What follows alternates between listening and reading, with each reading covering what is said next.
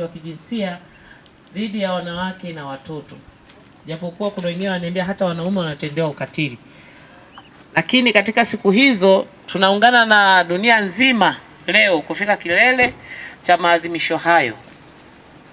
Tunaomba sana kwa nafasi hizo, wazee wa mila na furahi wapo na watu wengine, tutumie fursa hii kujumuika na Watanzania wengine na dunia nzima kuhakikisha kwamba tunapambana kadiri iwezekanavyo ili kuhakikisha kwamba vitendo vyovyote vya ukatili wa kijinsia havitokei kwenye maeneo yetu, kwa sababu hiyo nayo ni njia mojawapo ya kurudisha maendeleo nyuma. Inawezekana wewe huijui, unapomnyima nafasi ya mtoto kwenda shule umetenda ukatili, maana na yeye mtoto yule ana ndoto, pengine tulitarajia awe rais wa kwetu, lakini wewe tayari umemzuia kutekeleza hiyo ndoto.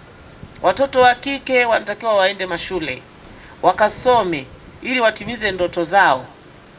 Sasa kitendo cha wewe kumzuia kuhudhuria shule, labda kumwozesha katika umri mdogo au kumlazimisha kuolewa, maana yake unamtendea ukatili, unazima ndoto zake. Pengine angelikuwa OCD kama mimi kwa miaka 2-3 ijayo, lakini wewe tayari umefunika ndoto zake. Kwa hiyo tutumie fursa hii kuungana na watu wote duniani kote kutekeleza maadhimio ya mwaka huu kwa vitendo, kuhakikisha kwamba sisi tutakapokaa kwenye mabaraza aina yoyote kujadili changamoto yoyote inayohusiana mambo ya ukatili, basi tutende haki, lakini lisiwe chini ya mtoto wa miaka 18. Hilo litabalizwa na mahakama, hata mimi polisi siruhusiwi kulimaliza, na huo ni mstakabali kulingana na sheria za nchi yetu. Tanzania oye! Basi tuungane pamoja kupinga ukatili wa kijinsia na watoto.